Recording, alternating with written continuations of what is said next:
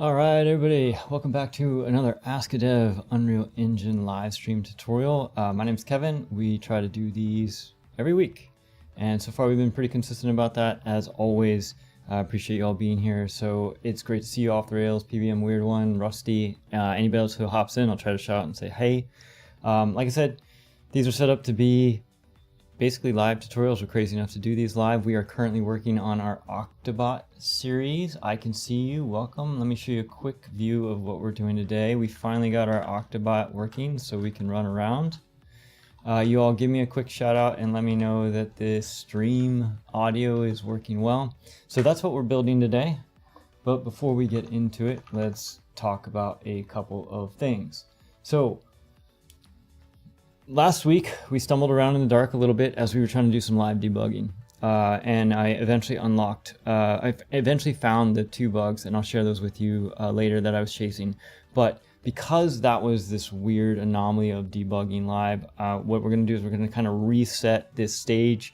We got to the point where our rig was built, we've got our character in, now we want to make it animate procedurally without setting keyframes as part of ControlRig. My original plan for that was that what we were, I was kind of approaching it from an animator's perspective. In animation, you set a keyframe, and then you move the character, you set another keyframe, and there's an arc. And the idea was that we could use curves and offsets from the default location to basically translate the feet forward in space.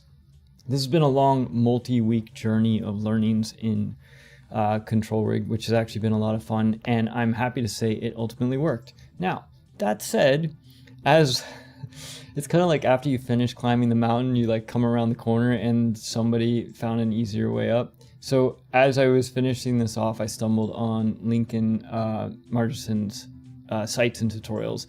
So we're going to do and execute on what I built because I think it's cool to share. I think there's a lot to learn in there, but I actually think, and I mentioned this last week, I actually think Lincoln's tutorials on the one that he did with the Scorpion and another one, I think they're really well done. And I think you should check it out on Udemy, if not his YouTube channel. He does a really great job. There's some differences in the way we kind of approach things and stuff like that. Ultimately, I like a lot of the things about Lincoln's solution, especially from an editability standpoint and things like that, but I'll try to call those out as we go. But again, check out the Udemy. I think they have a sale going on. It's like 12 bucks. It's so well done, and it's worth it. So just wanted to support Lincoln as well. With that said, as always, also thanks, shout out to the community. Thanks for being the best part of this, for your support, everybody. Our newest Patreon member, John, and then also we've got some new people helping out in forums. Happy Sir, Weird One, always helping out, etc. With that, let's get going. We have so much to do. So where are we going to start? I want to start with some visuals. Mr. Jeremiah, welcome. Valmont, good to see you. So the visuals we're going to start off with is, let's start off with my original thesis. So this is a walk cycle, a really awful walk cycle. It's like 6 keyframes. But the thing here that I wanted to show you all was, this is a quadruped, but the same theory applies. What this is you can see this curve that is in space. It kind of denotes where this foot goes at any given time. Okay, this is actually displayed or mirrored with the actual anim curves that drive this. And the one in particular that I was looking at was this one. Right? So basically in animation, this section is considered the contact pose, okay? And my idea was, when we were in the contact pose, our foot would be locked to the ground, and whenever we were in the air, from an animation standpoint, our foot would be unlocked and we would be able to move it through space. Now, this current cycle that we are looking at here, all of these feet have the exact same curves. They are just offset in time. And if we look at this in the graph editor, you can see it.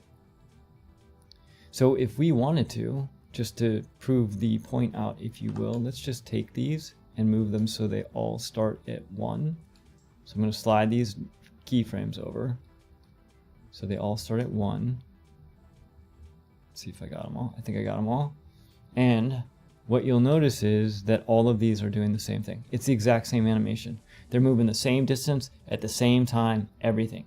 This was the foundation for my thought process of how I thought we were going to make this Octa-bot move. So what that means is we are going to break down our solution into a couple major parts. So we have our full body IK setup, right? We talked a little bit about that last week, but I'll rehash it real quick.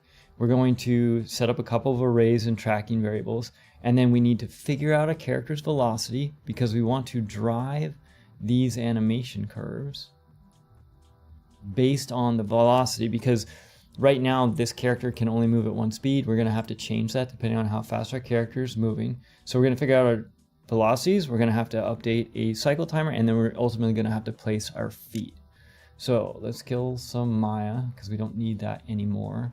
And then let's go to our project, which is the Octa-bot project. Where we left off in this project is we had just set up our original control rig using all of the standard goodies that we had with ControlRig, the IK solutions, etc. I spoke about this last week. One of my original things that I was thinking was we were going to basically drive all of these controls within this control rig. That's insane. Thomas, welcome to the stream. So ultimately we're going to simplify this. We're going to do it with a full body IK. And then what I might do offline is I might go back and see if I can get it working with the original control rig concept separately. But what's important here is the learnings on how to do the real-time animation. So to do that, all we need is a control rig to start with. So here we go. This is it. Everybody ready? That was the intro. Oh, actually, yeah, I'll post it as we go. Okay, so to get started, we need a new control rig. So let's create a control rig, and we're going to call this control rig. This is going to be the emoji from Octamoji, and this is going to be the, let's call this the live. Let's do this. Let's do full body live, just so we have it control rig as an example.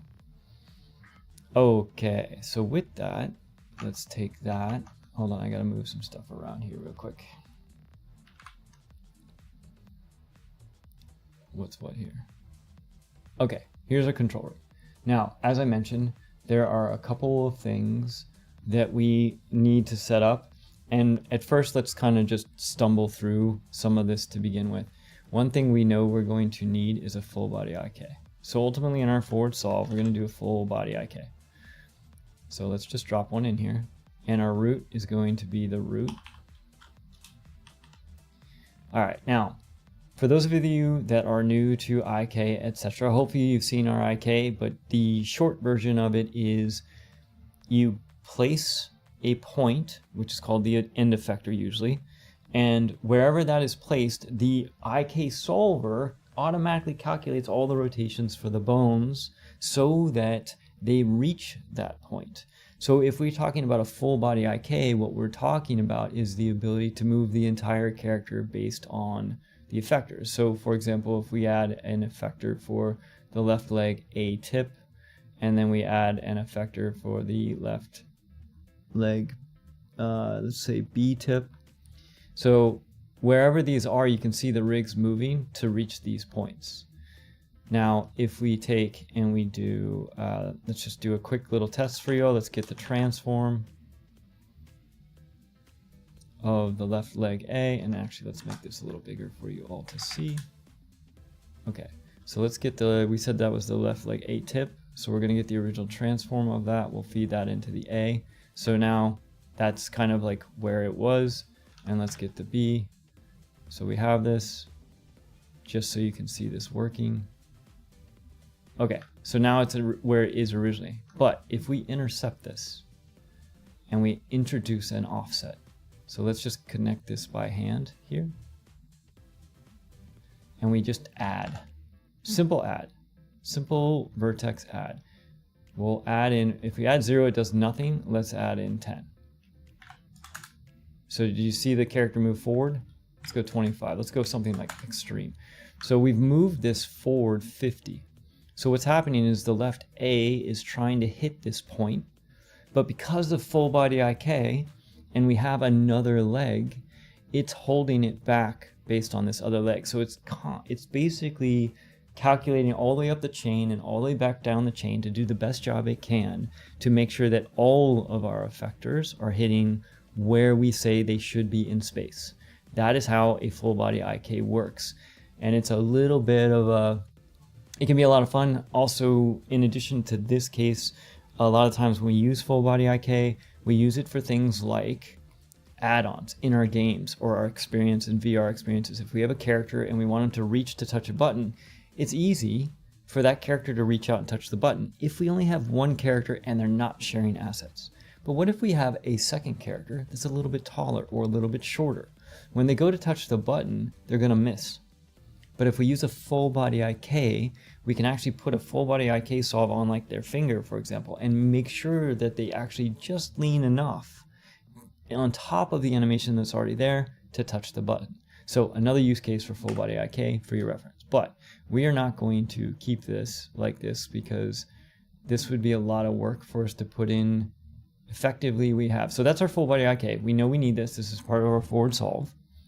Now we need to do a little bit of setup. I deleted everything out of the effectors because we are going to have an effector for each leg. That's 8 effectors. That's a whole lot of effectors. I don't want to be doing that by hand. I would like to do that procedurally with for loops and things like that. So we finished that. Hold on, let me check my notes to make sure I'm not overwhelming you all. Overwhelming you all. Okay, so since I don't want to do this by hand, is everybody with me so far? Any questions on full body IK before we roll? Dave, welcome.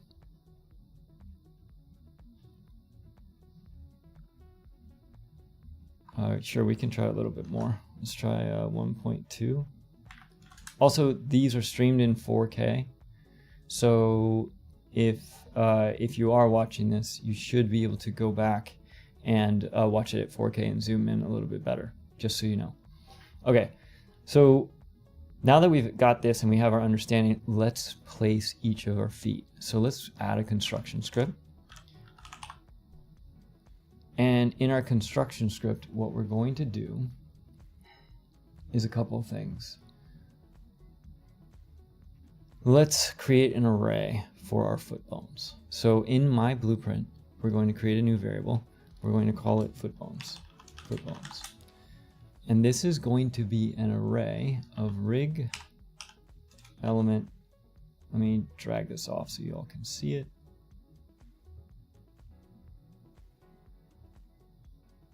Okay, so this is going to be an array of rig element keys, and we want it to be an array, so let's make sure we tick the array box.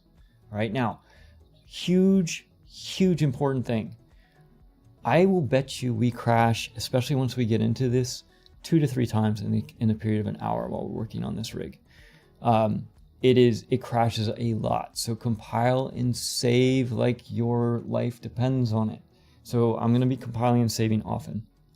Okay, so we have our foot bones array. One of the first things I want to do is I want to reset it just at the start. It's just a good habit. Technically we shouldn't have to do this, but this just makes sure that our foot bones array is clean. Now I'm going to do something that might be confusing at first, but bear with me and I'll explain. If we I'm going to shift click. Actually, somebody gave me some feedback to call out when I'm hitting hotkeys.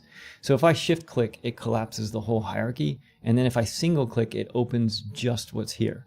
If I shift click to collapse and shift click to expand, it expands the whole thing. So I'm using strategic shift clicks to get to what I want. And I just want these top legs. Now, remember, we're going to be placing the tips, but I'm grabbing the femurs. And I'm going to create an item array from this. I'm going to collapse this. Why am I doing this? I'm going to explain it in a second. Here's what we're going to do. We're going to, in this item array, for each one, we're going to set up our foot bones. Okay, and this is a future thinking thing, and I'll explain in a second. So for each of our femurs, what I want to do is I'm going to shift click on this one. I want to go all the way down to the tip. So what I'm going to do is I'm going to get the children of this. And I'm going to get recursively, that means get the child of the child, the child of the child. That's what recursion means. Okay, and I want to make sure that the search type is set to bone. And then with that, I am going to get the number of items from this. Okay. So this gets the number of items returned. So in this case, it should get femur, tibia, meta, tarsus, and tip. And then I'm going to, and remember, when we're working with arrays, they start with a zero-based index. So 0, 1, 2, 3, 4, even though we've returned 5 things. So I'm going to subtract 1 because I want to get the index of the last foot piece. It's actually kind of, I'm going to make this a little smaller so we have some more room to work with, okay? So I'm getting the index of the last foot piece, and then what I'm going to do is with our, with this array, I'm going to get the item, the array of all of our, wait, hold on, that's the wrong one. I'm going to get, this array here. Hold on a second, I want to make sure I'm getting the right way. Yeah. I'm going to get the item, the last one, using this index that we just made. So effectively what this does is this gets the last item in the array, which in this case is the tip. And then with that tip, what I'm going to do is I'm going to add it to my foot bones. So in my blueprint, I'm going to get my foot bones and I'm going to add this. Add. So I'm adding that. So right now, when we begin, we should have an array, compile and save. We should at the very least have an array that is all of our foot bones. Now, why did I do this like this? Anybody have any guesses other than to make it more convoluted?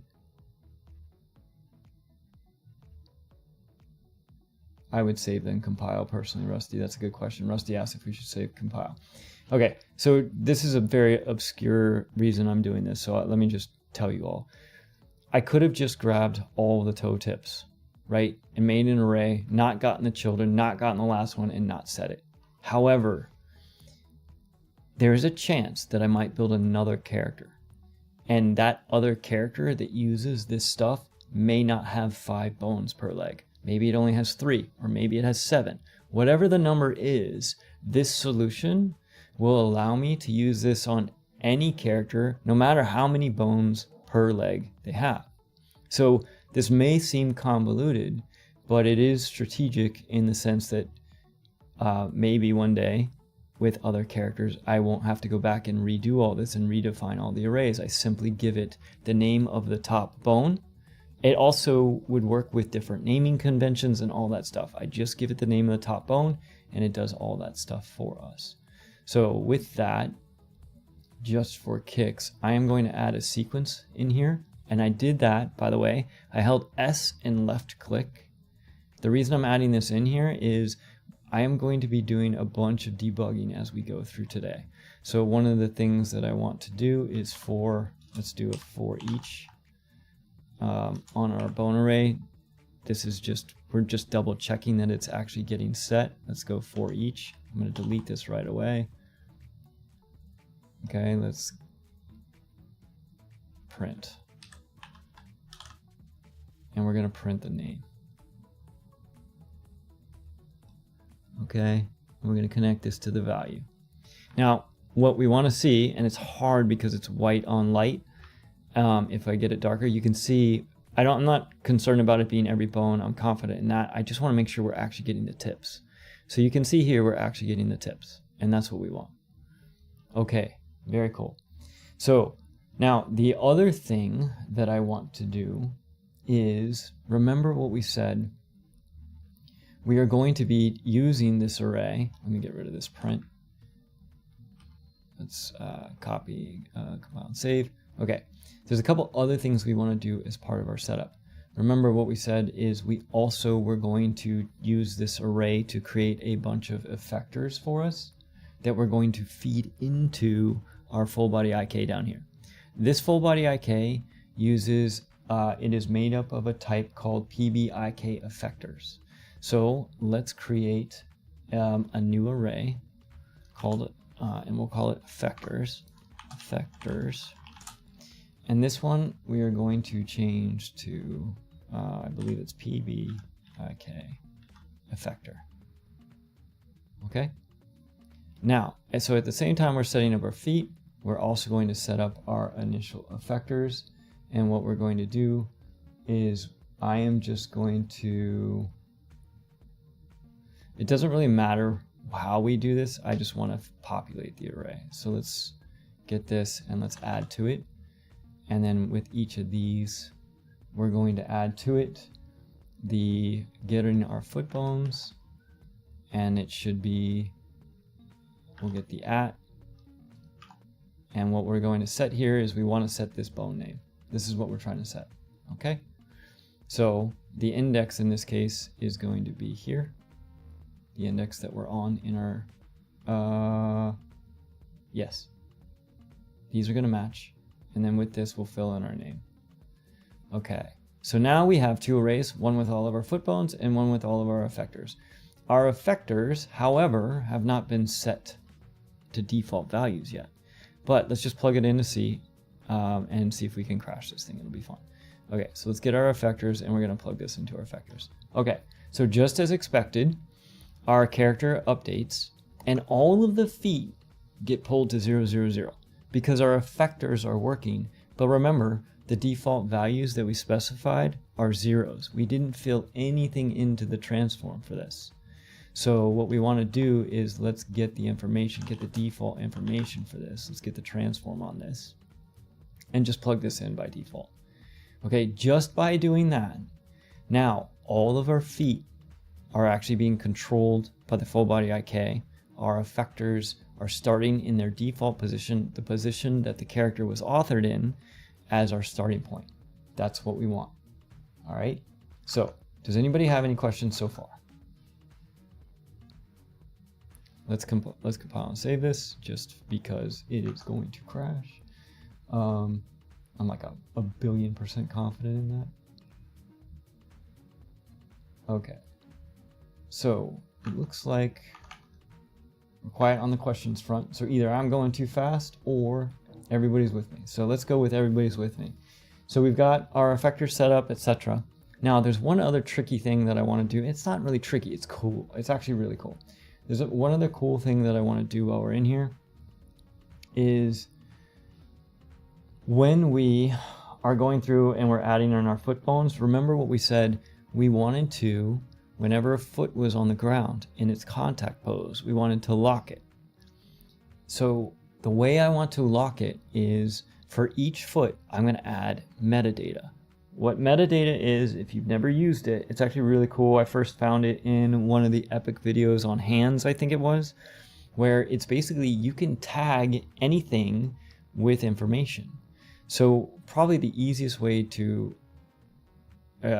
just demonstrate. So let's just take this and let's set the metadata. So we're going to set metadata on each foot. So let me make this a little bit easier to read. Okay, so we have our metadata. Let me just plug this in.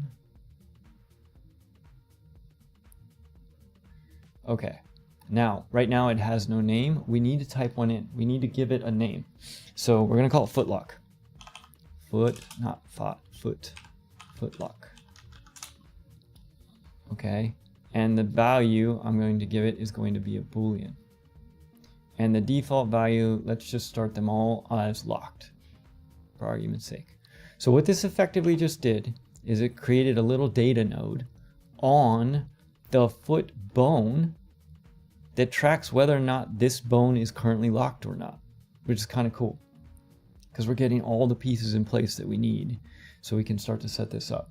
So we have our footlock tracking data node metadata piece. We have our effectors ready to be filled in and changed, and we have an array of our bones. So with all of that information, let's go down and do a little bit of debug drawing.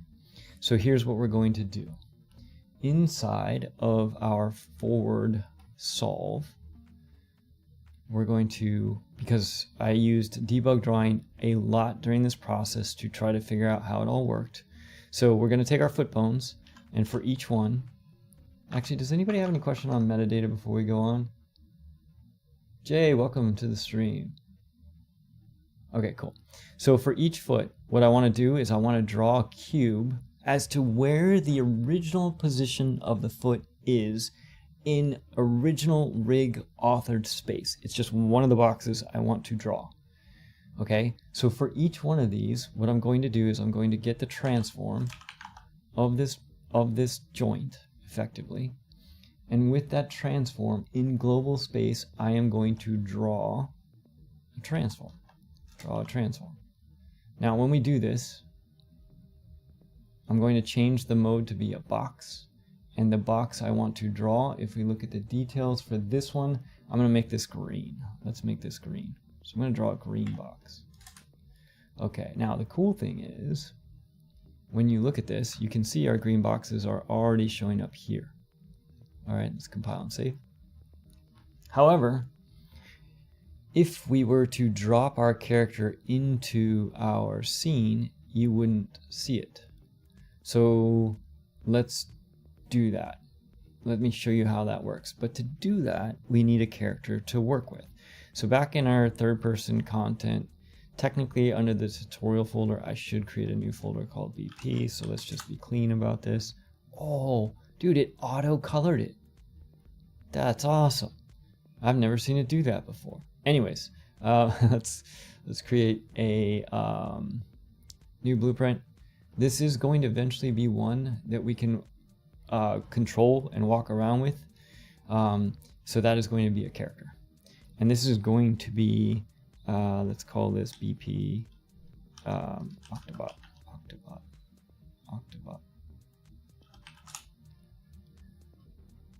Okay, and then inside of our BP Octa-bot, what we're going to do is we're going to set our skeletal mesh to be our skeletal mesh, which is this one.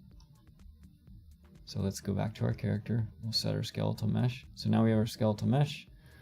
And then let's translate it down so that it's in the right place. So we're going to have to go down by, let's say, -50 in Z. And then let's adjust our capsule height to be something that's a little bit more reasonable. Let's call it 50 for our capsule half height rather than 88. And that should be good from that standpoint. And then let's see if we're missing anything else. There is one more piece that we're going to need, and that is going to be a but let's compile and save this. We are going to need an animation blueprint for this as well, because we need an animation blueprint to plug in our control rig so it all works. So in this particular case, if we right click on our skeletal mesh, we can create an anim blueprint. This is going to be our emoji. Wait, am I in the right project? I hope so. Yes, I'm in the right project. I mixed up the names with my other project. That wasn't very... Anyways, so in here, very simple. We're just going to add one node. It's a control rig node. If you watched any of our other stuff before, not cast the control rig. We just want to plain old control rig. If you watch any of our other stuff that uses control rigs, basically this just says use the control rig to determine the pose. And in here, the class that we're going to use is our full body IK emoji full body live control rig, and let's plug this in. Okay, so compile and save. Now we can get rid of this. We can go back to our character. This is almost done with setup. Let's just make sure our blueprint is being used. This is our emoji ABP. We don't see any change. That's fine. I was not expecting a change. Then let's go ahead and close this. And finally, let's drag our character onto the map. Okay, now, if we're finally getting to what I was alluding to, if we go to simulate and we start simulating, you'll notice that our character is here, and if we move it, the character moves. However, we don't have any of our debug stuff. Our debug stuff is not drawing. So in order to get our debug stuff to draw, what we need to do is there's 2, and it changed. It used to be 1. There are 2, and I posted these last week. There are 2 console commands that we need to run. So if we, while we're simulating, we run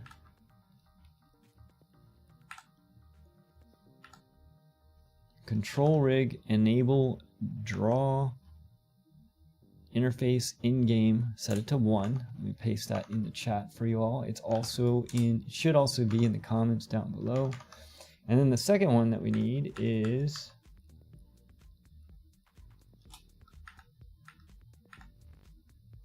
a.AnimNode.Rig.Debug 1. Okay, so the minute I hit that second one, we now have all of our control rig stuff debugging and drawing in here, which is great. And what this is showing us is, remember, the green boxes are drawing where the original foot positions are in rig space. And because it's in rig space, what that means is because our capsule's moving, the green boxes are moving, and so our character is moving.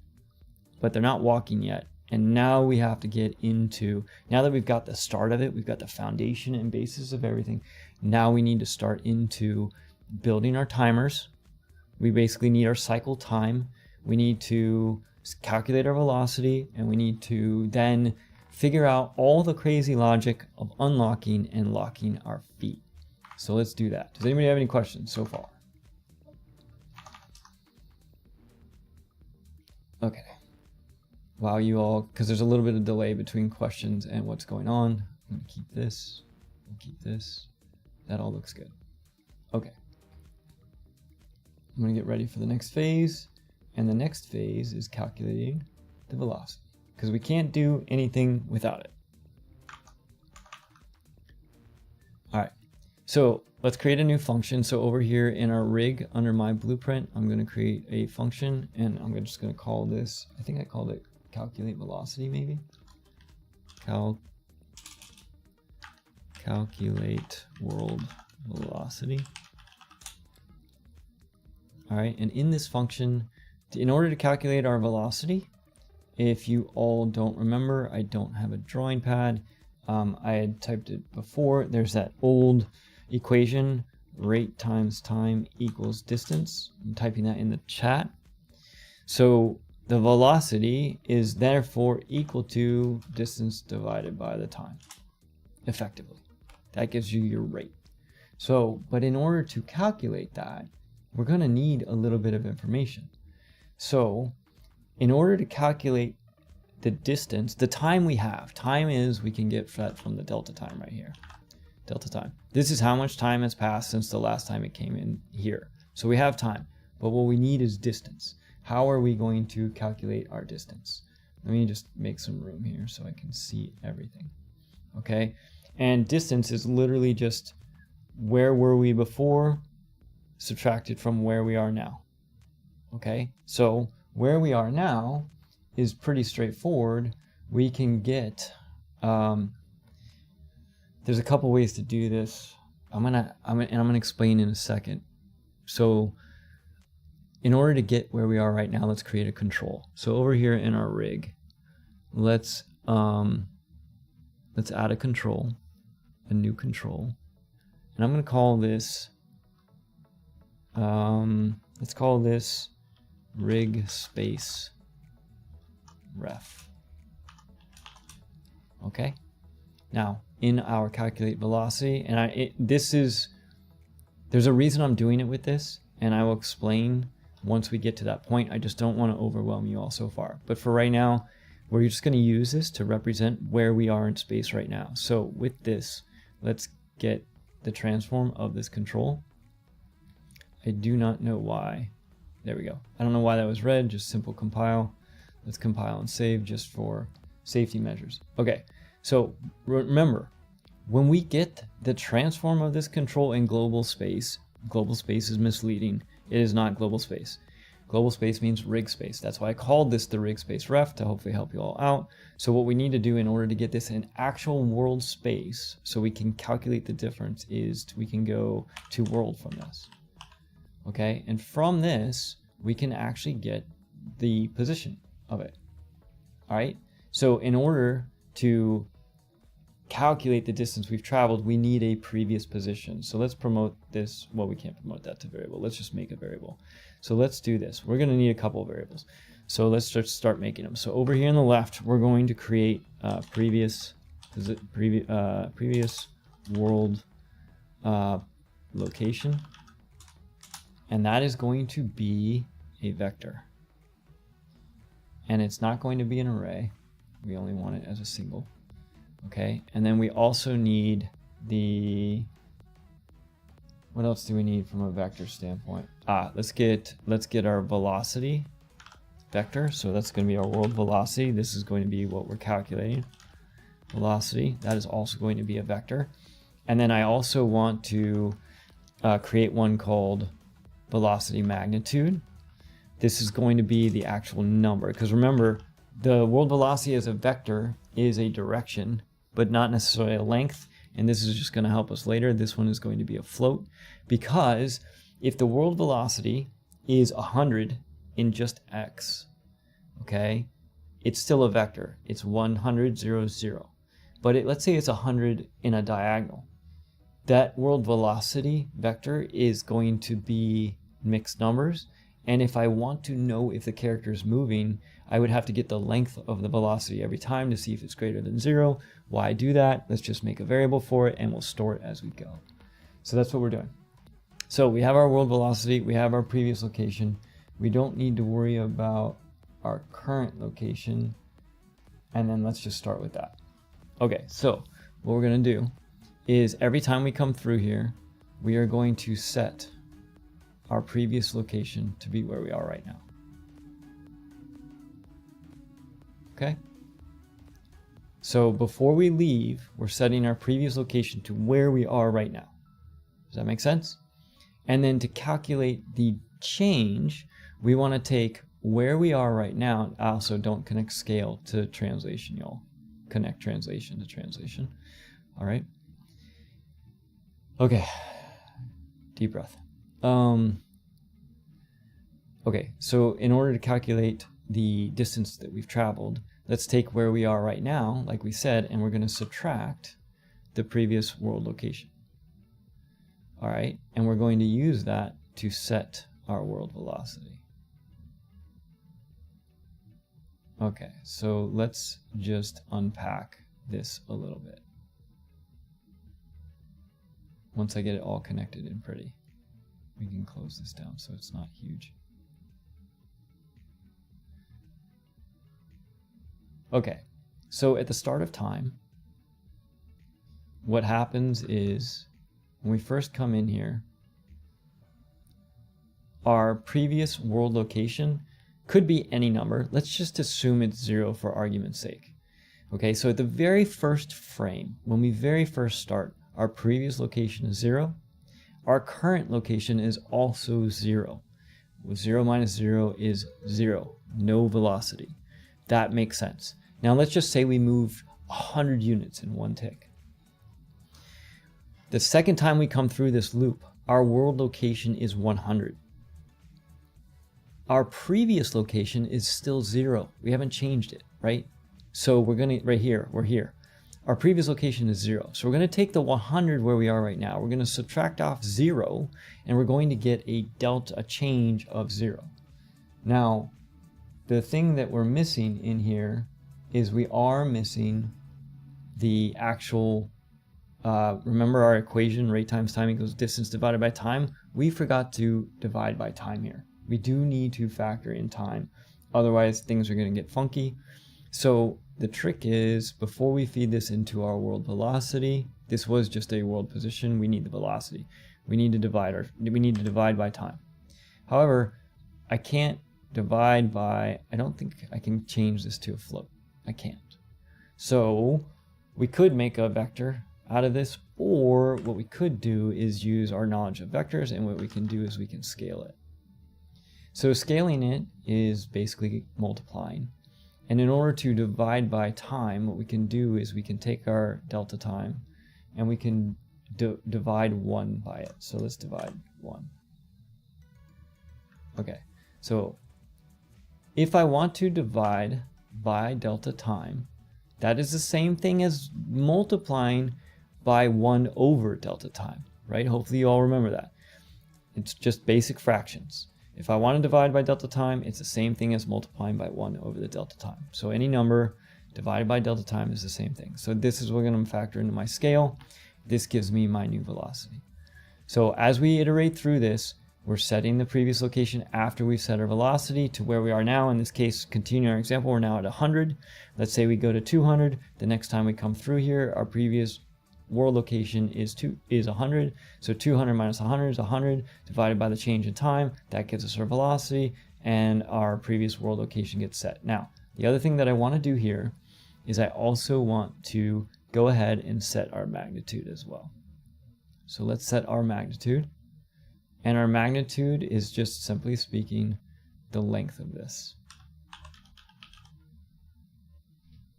So let's go length, and we'll plug this in.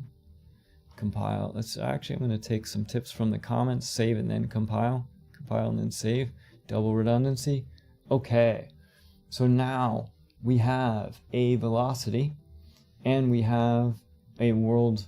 We have our world velocity scale. I do want to change one thing. I'm actually just going to plug this straight in rather than bringing the pen forward, just for good measure. I'm still working on my confidence factor in what order these pens evaluate. So I'm defaulting to being very specific about making sure that the world velocity gets set, then it sets the magnitude. Okay, so now let's test this. Let's see if we actually have a velocity. And in order to test this, we've compiled and saved. If we go back to our rig up here, we're going to test this 2 ways. All right, first let's just do a simple print, and then we'll go back and get fancy with it. All right, we're going to simple print the magnitude, our velocity magnitude. So let's get this and connect this in. All right, it's printing 0 because our character is not moving. If we go to simulate, we press play, we have 0. And, oh, I forgot the 2 world. Oh, no I didn't. No I didn't, y'all. That's not what's happening. We forgot to call it. We forgot to call it. Okay, so down here in our order of operations, we're going to basically be doing all of our velocity stuff, etc. before anything else. So let's make some room here. Okay, and let's call our new function. So let's execute that, compile and save it, and then let's give that another shot. All right. Oh, see how the numbers are changing? They're very hard to read, but they are changing, which is cool. So we are successfully calculating a velocity at this point, which is great. Now, if we wanted to, for visual, we could also draw that so we can see it. It might be helpful, but also I want to caution you a little bit. When you draw things in ControlRig, you are potentially introducing your own errors. So let me show you an example of what I'm talking about. If we go to calculate world velocity, let's just take and the last thing we do before we leave is let's just draw this. So here's what we're going to do. We're going to draw, not to draw, we're going to draw a line. The line that we're going to draw is going to go from our root control. So let's get our root control, get the transform of our root. It's a control, and it's the rig. I'm sorry, this is our rig space ref. We're going to get the transform of that. We need this, and the draw line is going to start there, and then we're going to take that, and we're going to draw our velocity. I'm doing this wrong on purpose. I'm doing this wrong. So we're going to draw the inline. Okay, and let's do a thickness of 1, and let's make this what color is that? Yellow. Let's do green. We'll do green. Green's fine. Okay, now when we do this, there's going to be a couple things about this that is funky. So if we go into our level and we start moving, you can see that this is kind of drawing off in space, if actually it's not wrong. Why is that not wrong? Even trying to do it wrong, I got it right. I thought we needed a world space in here. The overall point here is this velocity. Oh, okay, that's why. Okay, so let me show you what you might have thought to do. You might have said, okay, in order to draw the end, just like we've done in other vector tutorials, I need to take where we are currently and add to it. I'm going to add to it my velocity, and that is going to get my endpoint.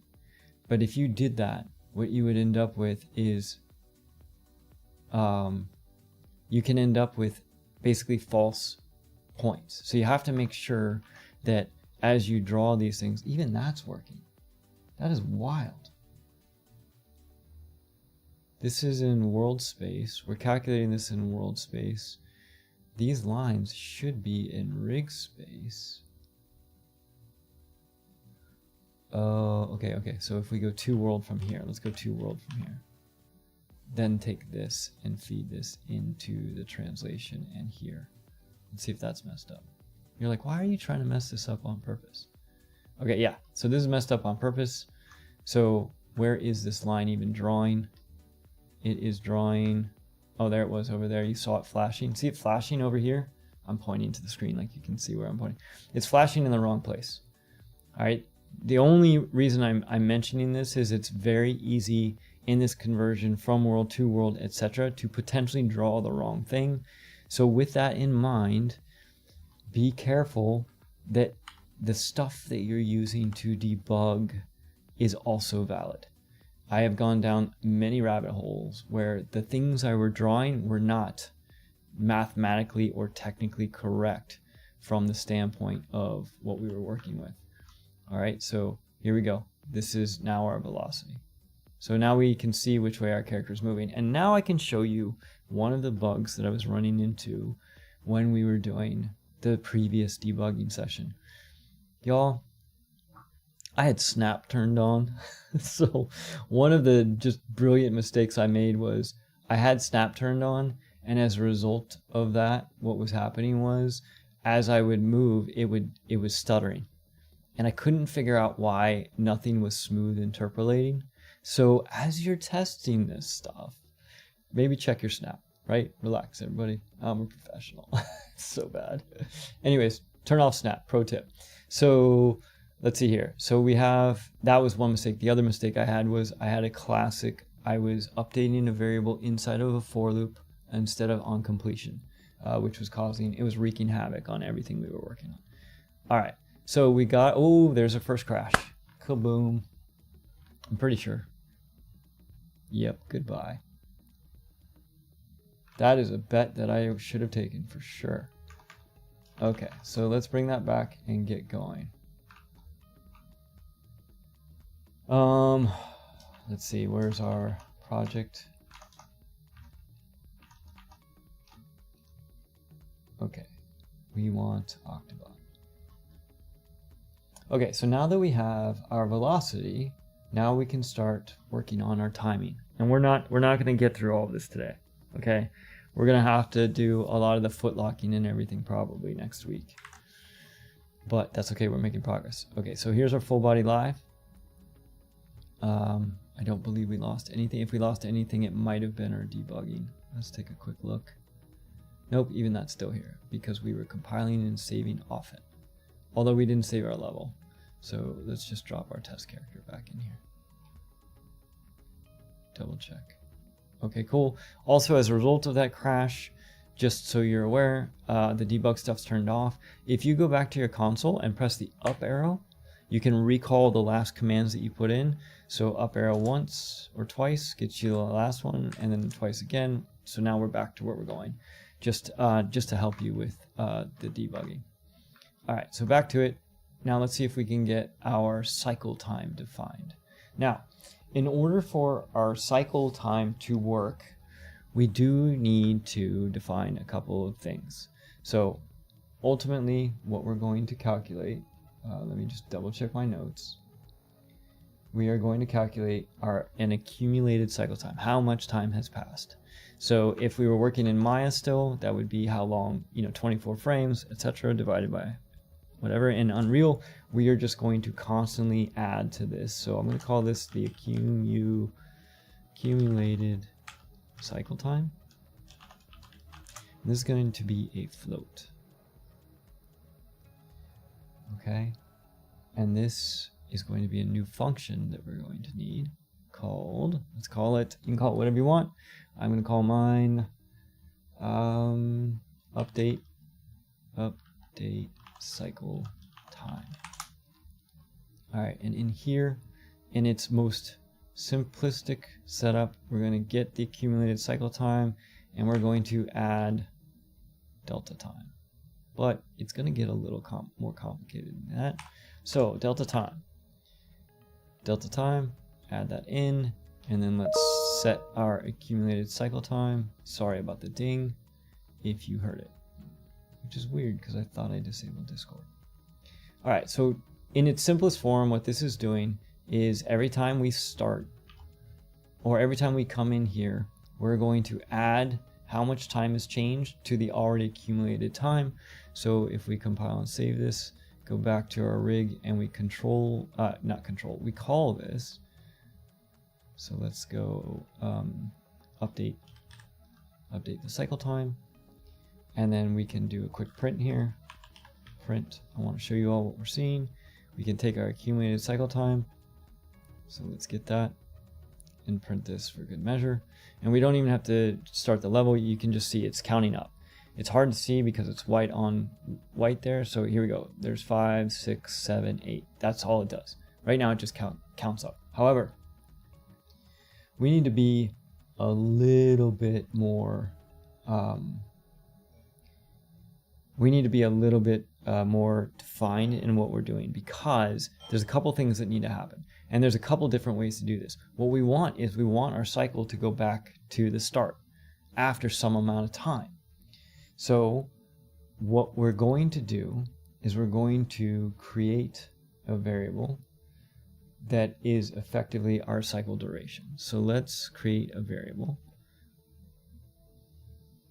So duplicate this, and this is going to be cycle duration, and it's going to be a float, and let's default it to 1 second to start with. Okay, and then what I want to do is I want to take the delta time divided by the cycle duration and feed this in. The reason I want to do that is because if our cycle duration, right now you'll see that our cycle is counting at real time, 1 second, 1, 2, 3, 4. But what happens if our character is moving slower? So let's change our cycle duration now and watch how it changes our counter. So let's double our duration and compile. 1, 2, it's half as fast. So this cycle duration is going to get updated based on our character's velocity to calculate the final distance that we're going to travel. So all this is doing is it's controlling how fast our cycle time is getting updated. Now, the other trick that we have to do in here is we need to reset this. We don't want this climbing to infinity. What we want to be able to do is, because we're working with a specified cycle, we want to go 0 to 1 or 0 to 2, 0 to 5, 0 to 10. There's a couple different ways we could do this. We could take this value and check to see if it's greater than or equal to our cycle time, our cycle duration, and if it is, if this is true, what we could do with this is we could take this boolean. If this is true, we can set our cycle duration, or not our cycle duration, set our accumulated cycle time. Set our accumulated cycle time back to 0, for example. We could do that. And then if it's false, we just proceed about our way and we go on. That's one way to do it. All right, another way to do this is to use maths. And there is a math function in computer science and programming called the modulo. And basically what it does is it gets you the remainder. So if all we do is drag off of here, the symbol for modulo, you can either type modulo or the %, That's generally what it's, if you look on like a scientific calculator or whatever, it's the modulo that you use to do this. And when we do this now, just take a look at what happened. We're no longer going to infinity. Our number is in fact counting to, infinity technically, but because we're only getting the remainder of the value divided by 1, what's left over, effectively all we're getting is the decimal numbers. So in this particular case, if we go back to a cycle duration of 1 and we compile that and we save it, you'll see that we're only getting, it's resetting every second. It's a little harder to see just because it is relatively fast, and we're using that to set our accumulated cycle time, and presto, we have a cycle timer, which is cool. So with all of that, now we can start the beast of updating our foot positions. Now today we are going to barely get to just setting up the variables that we're going to need to keep track of all this stuff. But ultimately, what we're going to do is we're going to create another function. So let's just go ahead and create a new function. And this is going to be update foot locks in position. Footlock, I want to use an E, but and footlock positions. We'll combine it all into there. Okay. Now in here, effectively what we're going to be doing is using our velocity. Like, so if we're looking at our front foot right here, what I want to do is when the character is moving forward, I want to move this front foot forward by the vector that is defined by our velocity, scaled for time and speed. But in its simplest form, we're just going to use flat numbers at first to get everything working, like 50 or whatever. But basically, we're going to basically move forward from where we are to some position in space that is determined by the vector of our velocity, which is why we're drawing the green line, because we want to, so that as our character turns, those feet positions will turn as well. So in this particular case, we are going to need a few things to track all of these locations. We're going to need the target. Like, where is that position based on our velocity that we're going to go to? I also want to keep track of where we were. So we're going to use that as our foot cache. So before we lifted the foot off the ground, where were we? Where we're going to? And then kind of like the third one is going to be the live update for our final location. So let's create, actually I think now is actually probably a good point to call that a wrap for today, because otherwise we're going to barely get into making variables and then we're going to start it again next week. So Jay White, welcome. I didn't see you hop in. Alleyways, also welcome. I'm glad you're digging on the tutorials. So before we call today a wrap up, and I know there's a bunch more that we've got going. It's just that this is longer than a 1 hour thing. Let's keep the function. Let's make the basically the bulk of what we're going to be working on next week to updating footlocks and everything like that, being all that work in one self-contained session. And then what we'll do after that is we'll probably have maybe one more that's like a cleanup pass where I'll show you how to do things like have the feet walk on walls that are close by, or some other potential things to consider when you're working in with jumps, for example, as part of your animation blueprints and everything like that. So all right. Yeah, metadata is cool, right? And also just for the, you could do this without metadata. For example, you could have all of the information for the foot values, positions, and everything stored in arrays, for example. But then you've got to make sure you track your indices and everything like that. There's just something clean about having, when I look at a foot, I can get the information from the foot. Is this thing locked or not? What's it doing? Which is great. Okay. So it's great. I want to create a train rig and some of this. Really, okay, cool. Rusty. I found the whole thing daunting. Starting to grasp the logic and reasoning. Great. So hopefully this slow methodical walkthrough helps with that. But and we're definitely going to make some mistakes. And rather than skipping straight to the final solution, I want to step you through some of the stuff along the way as we get there, so we can learn about some of these things like metadata and the importance of drawing the debug targets and stuff like that to help us out. So with that, let's call today a wrap. I want to once again thank you all for being part of this. And as cool as this is, as you know, as much as the system is going to work, I would encourage you to check out Lincoln's stuff, both in Udemy and on YouTube. It's very awesome, clean, super easy to understand, great stuff. And I honestly, I wish I had found it before we started this series, because I probably wouldn't have even done this series.